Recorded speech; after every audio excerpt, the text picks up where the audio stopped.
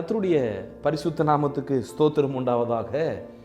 மறுபடியும் உங்களை இன்னொரு காணொளியில் பார்க்கறது ரொம்ப சந்தோஷமா இருக்கிறது.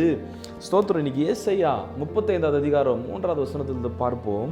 தளர்ந்த கைகளை அவர் திடப்படுத்துகிறவர், அது மாத்திரம் இல்லைங்க, தள்ளாடுகிற முழங்கால்களை அவர் பலப்படுத்துகிறவர். இன்னைக்கு உங்களுடைய கரங்கள் தளர்ந்து போய் இருக்குதா? உங்க கையை அவர் திடப்படுத்துகிறதுக்காக இன்னைக்கு உங்க மத்தியில் அவர் எழும்புவார், சந்தேகமே இல்லை. அது மாத்திரமில்லை, தேவ ஜனமே, தள்ளாடுகிற முழங்கால்களை அவர் பலப்படுத்துகிற தேவனாய் இருக்கிறார். அதே அதிகாரத்தில் 5வது வசனம் சொல்லுது, அப்பொழுது குருடரின் கண்கள் திறக்கப்பட்டு செவிடரின் செவிகள் திறவுண்டு போகும். அது மாத்திரம் இல்லைங்க, முடவன் மானை போல குதிப்பானா.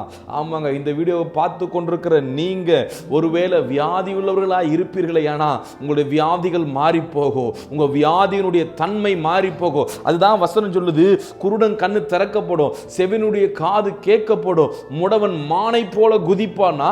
இன்னைக்கு இந்த வீடியோவை பார்க்கிற நீ ஒரு ஹார்ட் டிசீஸோட பார்க்கிறனா, இந்த கர்த்தர் உன்னுடைய ஹார்ட்டுக்குள்ள இருக்கிற எல்லா பாதிப்புகளையும் நீக்கி போட வல்லமை உள்ளவராக இருக்கிறார். கர்த்தரை நீ விசுவாசிக்கும் போது, அவரை நம்பும் போது அந்த பாதிப்பு, அந்த தன்மை மாறிவிடும் என்பதை கர்த்தர் விசுவாசத்தோடு உன்னோடு கூட பேசிக் கொண்டிருக்கிற கர்த்தரும் அதைத்தான் சொல்லுகிறார். ஆண்டவராகிய இயேசு கிறிஸ்து மத்தேயு சுவிசேஷ புத்தகம் 9வது அதிகாரம் 27வது வசனத்தில் நீங்க பார்க்கும்போது 2 குருடர் அவருக்கு பின்னே செல்லுகிறார்கள். தாவீதின் குமாரனே, எங்களுக்கு இரங்கும் என்று இயேசுவினிடத்தில் கேட்கிறார்கள். அதே அதிகாரம் 30வது வசனத்தில் ஆண்டவர் சொல்லுகிறார், அவர்களுடைய கண்கள் திறக்கப்பட்டது. எஸ், கர்த்தர் அவருடைய கண்களை திறந்து விடுகிறார். தேவ ஜனமே, உங்களுடைய வியாதி என்ன, உங்களுடைய பலவீனம் என்ன என்பதை நீங்கள் அறிந்திருக்கிறீர்கள் அல்லவா?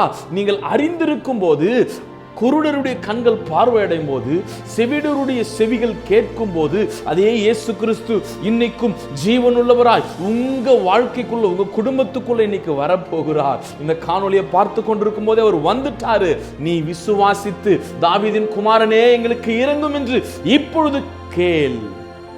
அவர் உன்னை குணமாக்குவதற்காகவே உன் குடும்பத்துக்குள்ளே வந்திருக்கிறார்.